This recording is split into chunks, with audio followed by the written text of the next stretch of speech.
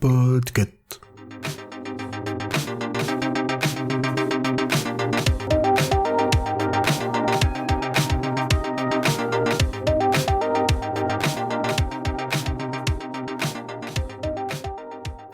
Bonjour à tous et bienvenue dans ce nouvel épisode de Watchlist. Je suis Sarah et aujourd'hui nous allons parler du film Captain Phillips.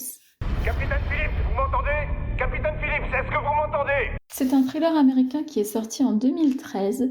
Il a été réalisé par Paul Greengrass, qualifié à l'époque de spécialiste de la caméra vérité par les critiques de l'époque, notamment pour le blockbuster La mort dans la peau et pour le docudrame Vol 93. Captain Phillips est actuellement disponible sur Netflix en formule basique avec les publicités ou en formule premium. Le scénario a été écrit sur la base du journal du capitaine Richard Phillips, capitaine du Maersk Alabama en 2009, lorsque celui-ci est détourné par des pirates somaliens. Il a coécrit ce livre avec Stephen Talty, journaliste et auteur de romans policiers, et de plusieurs livres de non-fiction sur le crime et l'histoire américaine.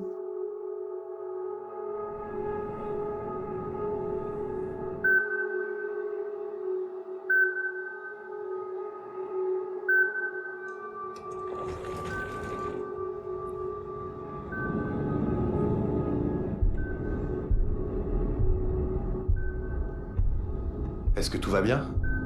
Ça me plaît pas ce que je vois là. Ils arrivent vite.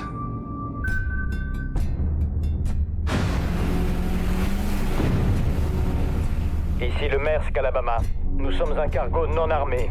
Nous avons 2 esquifs en approche chargés d'assaillants armés. possible raid pirate. Bien reçu, Alabama. Mettez l'équipage en alerte et préparez les lances à incendie. Ouais. Et c'est tout? Ce doit être des pêcheurs, tout simplement. Ils sont pas là pour le poisson.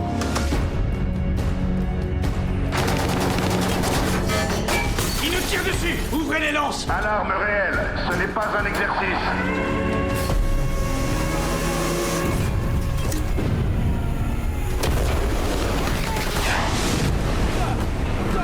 Faut pas qu'ils accrochent cette échelle! 30 degrés bâbord! 30 degrés bâbord.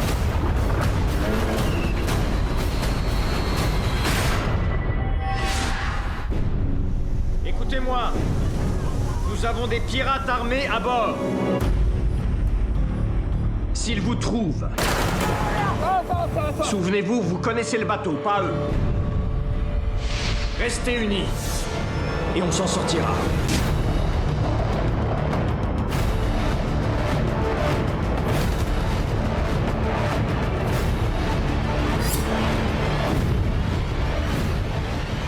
Vous l'aurez compris, le personnage principal qui est joué par Tom Hanks est le capitaine du navire.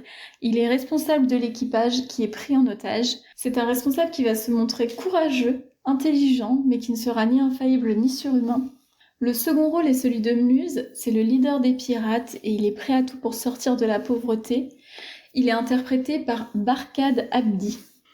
Le film va raconter la prise d'otage, bien entendu, mais il va surtout traiter de la disproportion des moyens qui vont opposer d'un côté le cargo commercial qui va être muni de systèmes anti-abordage défaillants, d'un équipage mal préparé contre des pirates surarmés et déterminés, qui va opposer également le déploiement des forces spéciales américaines contre un équipage pirate qui va finir par être dépassé, et enfin la manne financière et l'appât du gain contre la pauvreté extrême. Ce que j'ai beaucoup aimé également dans ce film, c'est l'effet d'engrenage.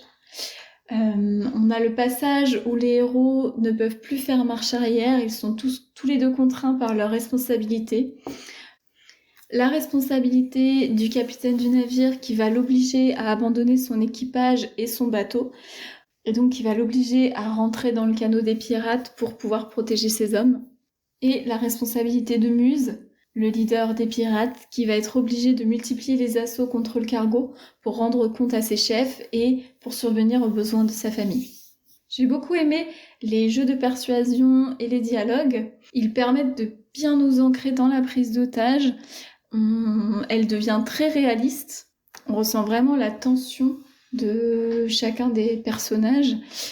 Et je pense que c'est pas anodin. À mon sens, c'est dû au fait que ce soit l'adaptation du journal du capitaine du Maersk qui a été détourné par les pirates somaliens en 2009.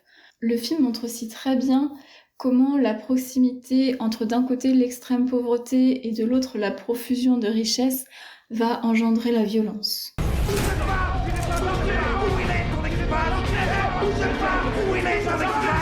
Dans 1 minute, je tue tous vos amis. Si vous devez tuer quelqu'un, tuez-moi! Relax. Tout va aller bien. Regarde-moi. D'accord. Regarde-moi. D'accord. C'est moi le capitaine là. Si vous ne savez pas quoi regarder pour votre prochaine soirée cinéma, je vous invite à regarder ce film. Si vous l'avez déjà vu, ou si je vous ai donné envie de le voir, n'hésitez pas à venir en discuter avec nous sur les réseaux sociaux du Label Podcut. Merci d'avoir pris le temps de m'écouter, et à bientôt dans un nouvel épisode de Watchlist ou de Choix-Pitre.